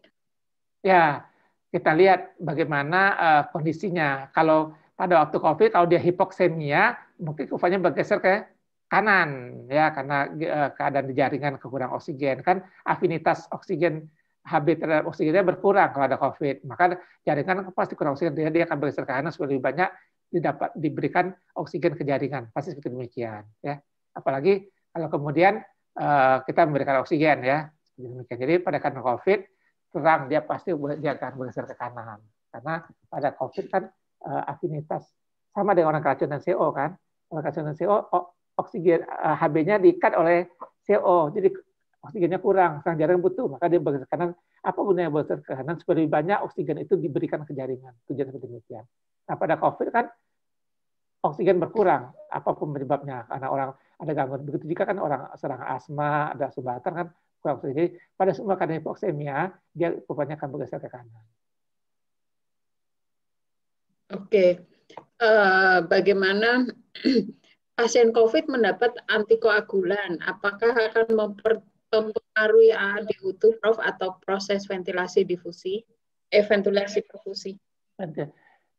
Ya, ventilasi perfusi pasti mengalami. Kenapa? Kalau dia kental, maka darah yang mengalir ke dalam paru akan lebih lambat, kan darahnya kental. Maka kalau kita kan karena COVID kan jadi pengental darah katanya kan, jadi akan melambat dan mengalir ke dalam jaringan paru. Maka proses difusi akan berkurang. Maka terjadi hipoksemia. Makanya itu sebenarnya orang-orang COVID kan hipoksemia. Karena kan di COVID sebenarnya parunya ya mungkin juga ada terjadi fibrosis, ya itu juga bisa menyebabkan hipoksemia ya. Tapi selain juga pengentalan darah yang menyebabkan darah mengalir ke kapilernya lambat. Dengan demikian jadi persatuan waktu normal kan dalam 1 menit darah mengalir ke paru itu sekitar 5 liter. Itu perkalian antara cardiac output dengan hisis kuncup. Hisis kuncup dikali dengan nadi. Hisis kuncup 70 mm, nadi 70 kali. Jadi 4.5 liter lah darah mengalir. Nah, pada COVID mungkin yang mengalir ke parunya kurang karena tadi aliran darahnya lambat karena ada pengentalan. Maka terjadi hipoksemia. Selain ada fibrosis di parunya, gangguan difusi. Maka dengan demikian kurvanya akan bergeser ke kanan. Nah, kalau kita berikan antikoagulan pengenceran darah lebih encer, maka darah mengalir ke paru akan lebih bagus.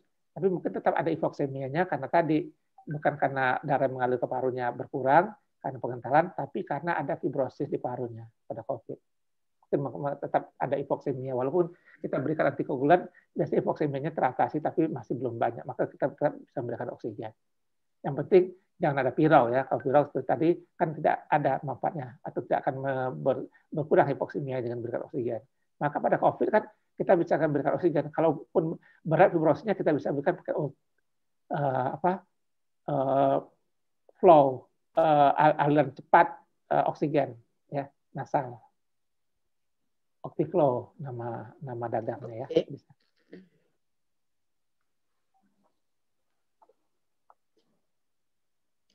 Prof, ya. Ini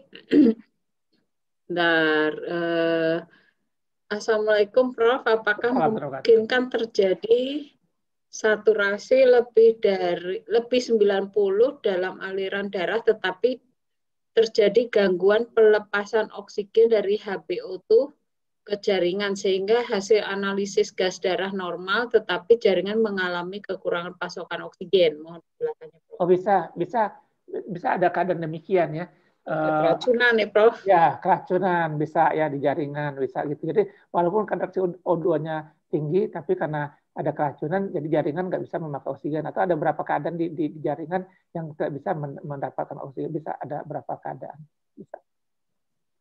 Oke, izin bertanya Prof, bagaimana prinsip terapi oksigen pada pasien PPOK yang gagal napas dengan saturasi oksigen 90% sementara PPOK tidak boleh dengan oksigen tinggi?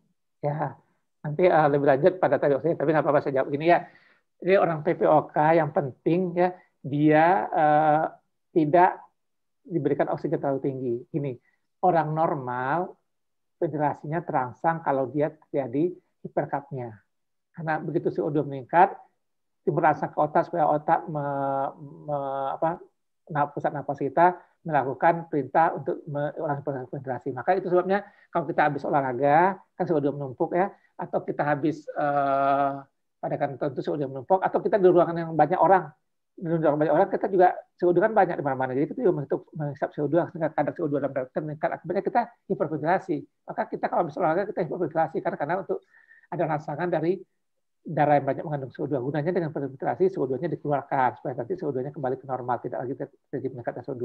Begitu juga kalau di dalam ruangan banyak orang, ya, yang ruangannya sempit atau ruangannya tertutup, maka orang menjadi hiperventilasi untuk mengeluarkan CO2 yang menumpuk dalam darah karena itu pindah kotak. Nah, orang PPOK sudah terbiasa dengan CO2 yang tinggi, sehingga pusat nafasnya tidak lagi terangsang dengan peningkatan CO2, tapi terangsang dengan hipoksemia.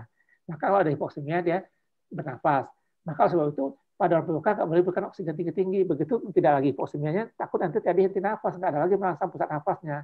Maka kita memberikan oksigennya cukup sampai saturasi di atas 92, nggak usah sampai 95, 97, nggak usah pada orang PPOK. Begitu juga kadar oksigennya nggak usah sampai 100, dalam darahnya 80, kan tadi kita ada lihat, kalau 60 saja saturasi udah 90. Ya. Jadi pada 190, 70 udah cukup untuk orang PPOK, nggak perlu sampai 100. Ya, orang PPOK maka diberikan oksigennya pada orang PPOK rendah saja, cukup 1 liter, atau karena kalau bisa setengah liter, ya, nggak usah sampai maksimal 2 liter kepada serangan akut. Kita nggak pernah ngasih sampai tinggi-tinggi berapa liter, beda orang asma. Orang asma boleh kita tinggi sampai tinggi-tinggi, sampai 5 liter, 10 liter boleh. Pada orang PPOK nggak usah demikian. Karena kita tetap mempertahankan hipoksemianya, karena rangsangan untuk pusat napasnya terjadi karena hipoksemia. Jadi pemberinya rendah, ya asal di atas saturasi di atas 50 udah cukup. Nggak usah ada marah orang PPOK saturasi 55, 57 nggak usah. Di atas 50 untuk cukup untuk orang PPOK. Ini mohon izin Prof menanyakan berapa target saturasi O2 pada pasien COVID dengan ARDS dengan hipoksemia yang diberikan HFNC. Ya, jadi pada orang seperti demikian, kita mengharapkan sekedar tekanan oksigen dalam darahnya di sekitar 70, 80, ya jadi saturasinya sekitar 90, ya 92 itu udah ya kalau bisa lebih bagus ya, tapi minimal sekitar 90. Makanya kalau saturasinya turun, kita berikan oksigen dengan saturasinya di atas 90. Karena 90 itu kan keadaan yang untuk lebih artinya normal minimal. Artinya batas bawah normal. Ya.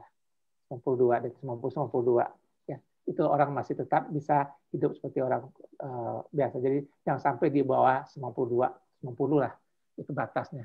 Ya. Maka kan 80 seperti itu nggak bakal lagi ke 70. Ya. Itu. Jadi target kita nggak usah sampai 97, 100 ya. Itu nggak usah. Tapi maka tergantung juga ya.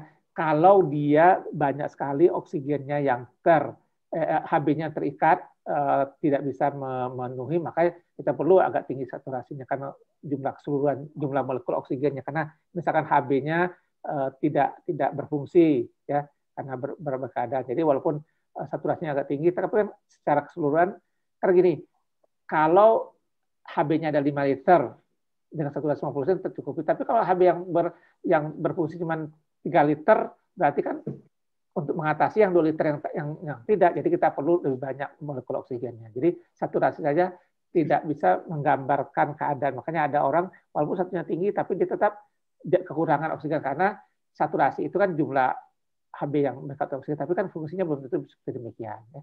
Seperti tadi ada beberapa keadaan saturasi tapi nggak bisa digunakan karena ada masalah di jaringan. Jadi kita melihat secara keseluruhan. Tapi minimal saturasi itu untuk orang yang bisa hidup normal di atas 52 atau di atas 55 pada orang normal ya. Kalau ada orang dengan penyakit dari 52 udah cukup. Oke. Assalamualaikum Prof. Saya Irma dari Ujian. Semoga Prof sehat selalu. Amin. Pada saturasi yang rendah, bagaimana mengetahui apakah ini karena oksigen banyak dilepas ke jaringan atau karena oksigen yang diterima alveolar rendah? Tadi ya, Prof. Ya, ADO2 ya. Ya, nanti kita lihat AEO2-nya, kita lihat misalnya nanti kita bisa tahu ya. Tadi kenapa bisa direndah saturasi oksigennya. Jadi dilihat, kita harus melihat secara keseluruhan semuanya penyebabnya. Ya nggak bisa lihat hanya satu aja karena Jadi harus dihitung pada keadaan normal orang yang hipoventilasi juga bisa normal AEO2-nya kan karena rendah, karena memang daya rendah. Ya, dan juga respons terhadap tambahan fraksi oksigen yang diberikan ya, Prof. Ya. Assalamualaikum, Prof. Izin bertanya, apakah hasil analisis gas darah arteri bisa dinyatakan layak baca jika ADO2 negatif? ADO2 negatif?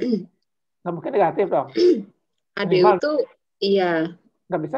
Kalau dia negatif, masa lebih tinggi di arteri oksigen daripada di alveolar? Alveolar selalu oksigennya lebih tinggi, minimal beda 5 kan tadi dikatakannya.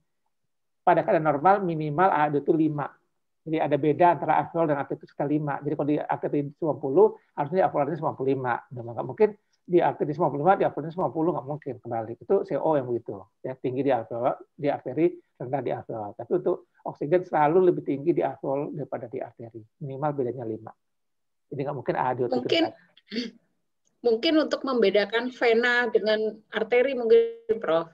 Oh, kalau vena dengan arteri tetap aja di arteri kan di vena kan O2-nya lebih rendah lagi.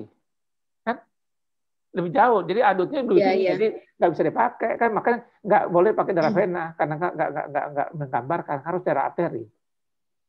Sebab darah vena memang karena ini untuk layak baca, mungkin untuk melihat apakah ini arteri atau vena, tapi tetap tidak bisa. Nggak bisa. Ya.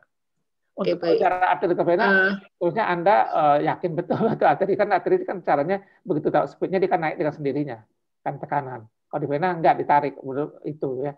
Coba kalau dari warna nggak bisa. Orang yang hiperkamia juga warnanya hitam ya.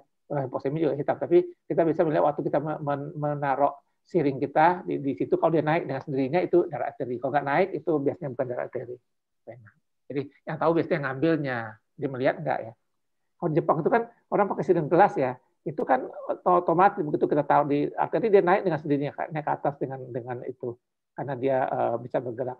Kalau kita kan kita pakai speed yang ini ya, speed yang plastik ya, kadang dia nggak naik sendiri ya, kalau dia agak nggak seret gitu kan. Begini kulit. Ya.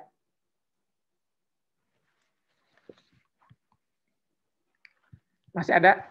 Ya, ada Prof, masih banyak. Selamat malam, Prof.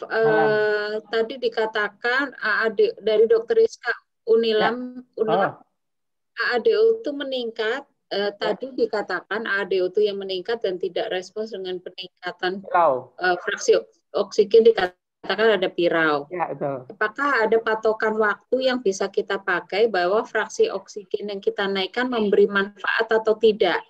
Kebetulan Kemudian saya pernah baca untuk menentukan dosis rumus fraksi oksigen yang kita berikan dengan menggunakan nilai AADO2, apakah bisa dijelaskan kembali, Prof? Nanti pada terapi oksigen nanti saya jelaskan ya. Nanti sabar, pekan depan. Oke, baik. Ya. Kemudian, Assalamualaikum, Prof. Terima kasih atas kuliahnya. Saya Dr. Pradana dari ULM. Ya. Izin Pontianak Pradana. Ya. Izin bertanya, apakah pengukuran serial ADO2 diperlukan pada pasien yang dengan gangguan respirasi? Pengukuran sebenarnya satu kali aja untuk kita tahu, asal kita tahu berapa PaCO2, berapa gas darahnya kan kita bisa menentukan kira-kira apa.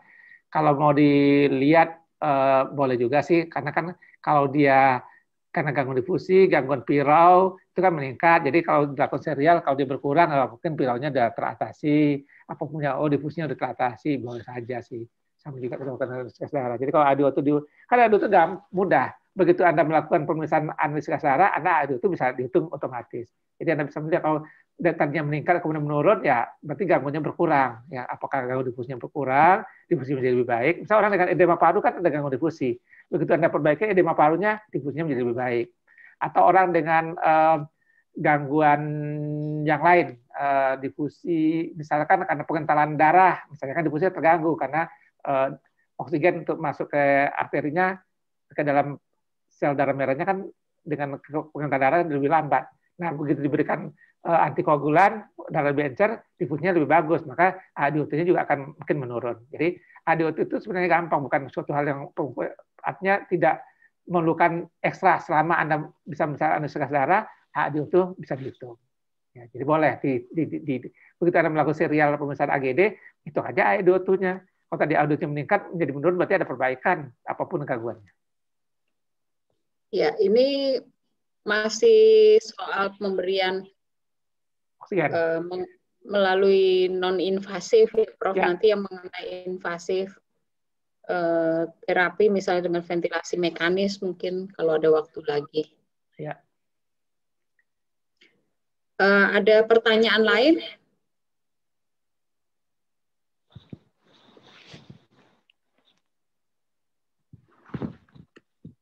Sepertinya sudah tidak ada pertanyaan. Sebentar, Prof. Saya lihat dulu. Oh ya, apakah ADO itu bisa kita jadikan patokan prognostik dari terapi oksigen?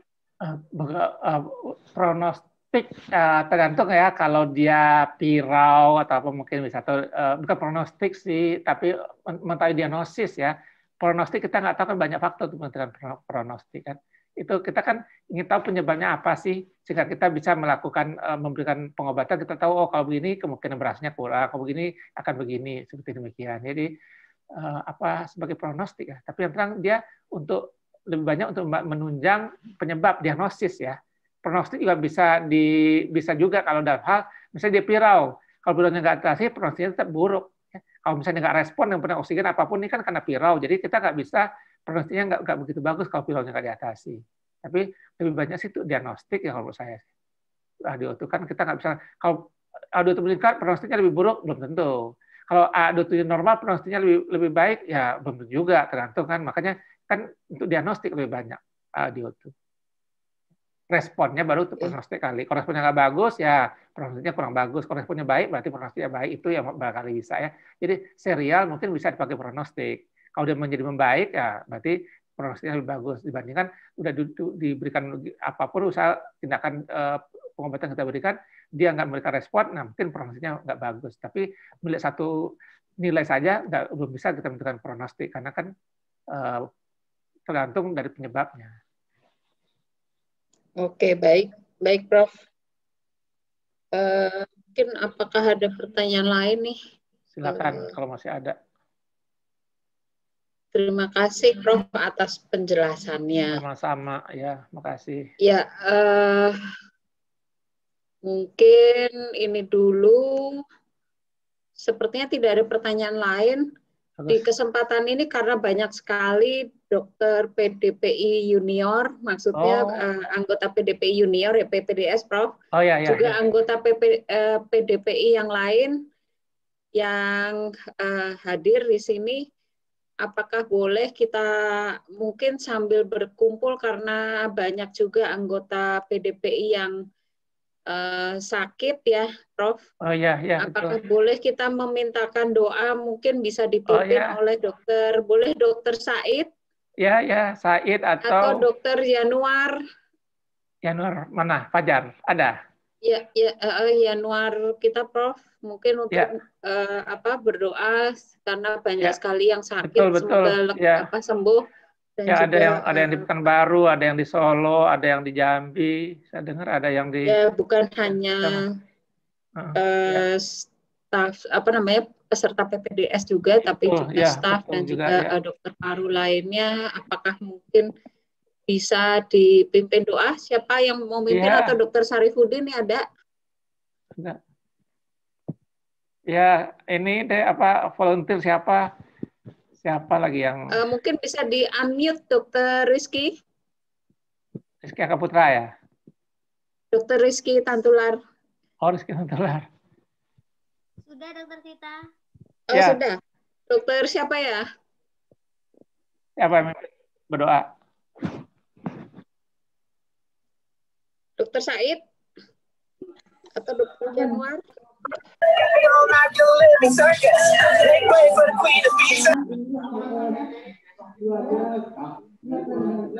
Dr. Tarmizi dari Aceh, ada Tarmizi dari Aceh. Oke, Dr. Tarmizi dari Aceh. Unsia.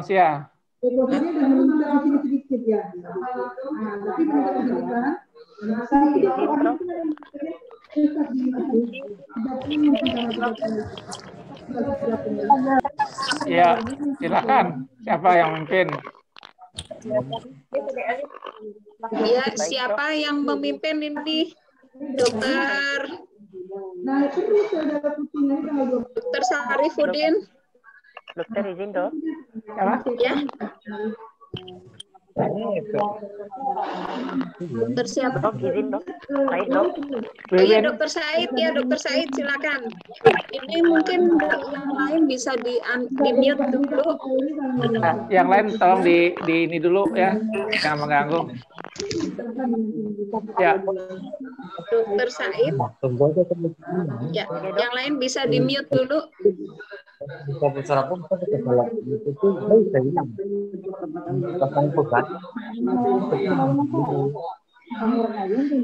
mungkin sama besar itu keluarga kan?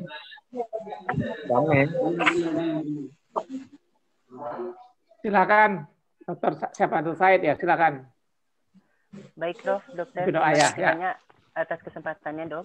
Ya. Baik, saya mulai dok. Ya, silakan. Bismillahirrahmanirrahim. Alhamdulillahirabbil alamin. Hamdan yu'afi wa yukafi mazidah. Ya Rabbana lakal hamdu kama yanbaghi li jalali wajhika wa 'azimi sultanik. Subhanaka la nuhsi thanan 'alaika anta kama athnayta 'ala nafsik. Walakal hamdu hatta tarda wa lakal hamdu idza radit wa lakal hamdu ba'da ridha. Allahumma salli wa sallim ala sayyidina Muhammadin fil awwalin wa salli wa sallim ala sayyidina Muhammadin fil akhirin wa salli wa sallim ala sayyidina Muhammadin fi kulli waqtin wa hin.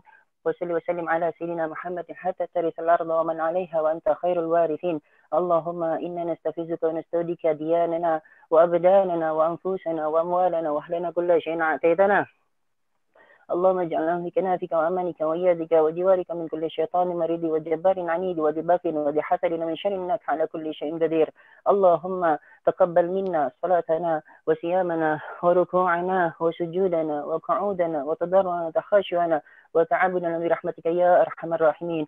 Ya Allah, ampunilah segala dosa-dosa kami ya Allah, baik yang sengaja maupun yang tidak, yang zahir maupun yang batin, yang terang-terangan maupun yang tersembunyi, yang terdahulu maupun yang akan datang. Ya Allah, kami mohon kepadamu dengan rahmat-Mu ya Allah. Kabulkanlah niat hajat-hajat dan doa-doa kami ya Allah. Berilah kami kesehatan ya Allah, panjang umur dalam keadaan sehat walafiat. Ya Allah, ampunilah segala dosa-dosa kami ya Allah. Sehatkanlah kami ya Allah, anak-anak keturunan kami hingga yaumil qiyamah. Ya Allah, jagalah kami ya Allah agar tetap istiqamah di jalan-Mu ya Allah. Kami mohon kepadamu ya Allah, sembuhkanlah yang sakit ya Allah. Ampunilah segala dosa-dosa mereka ya Allah. Angkatlah segala penyakitnya ya Allah, zahir maupun yang batin ya Allah. Ampunilah segala dosa-dosa kami ya Allah, yang terdahulu, sekarang maupun yang akan datang. Ya Allah, mudahkanlah segalanya ya Allah bagi kami ya Allah. Baguskanlah niat kami ya Allah, tetaplah kami dalam iman ya Allah. Kami mohon kepadamu ya Allah, istiqamahkanlah kami dalam iman ya Allah. Kami mohon kepadamu ya Allah, dengan bantuanmu ya Allah, dengan la haula wala quwata illa billahil aliyil azim, mudahkanlah segala sesuatunya ya Allah.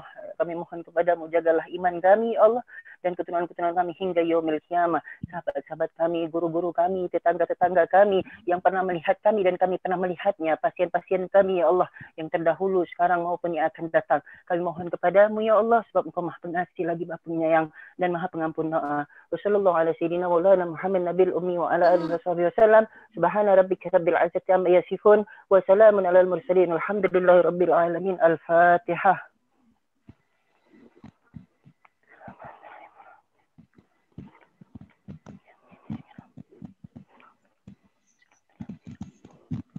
Terima kasih Profesor, terima kasih Dokter. Terima kasih banyak ya. Ya, terima kasih banyak. Di sini juga ada Kadep dan juga KPS Prof. Oh ya, siapa? Ya, ada Dokter Santi tadi, Dokter Helmia, Dokter Ana Rima. Alhamdulillah. Ya, dengan demikian berakhir kuliah guru besar pada hari ini dan bersambung lagi Karena itu insya Allah terapi oksigen.